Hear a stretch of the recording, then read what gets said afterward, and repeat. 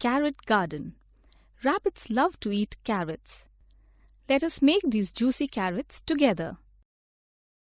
You will need crayons, glue, crepe paper. Color the carrots orange.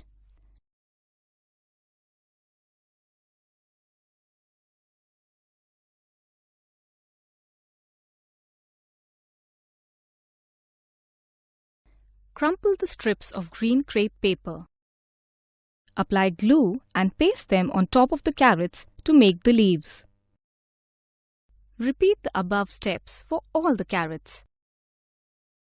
Our fresh and juicy carrots are ready.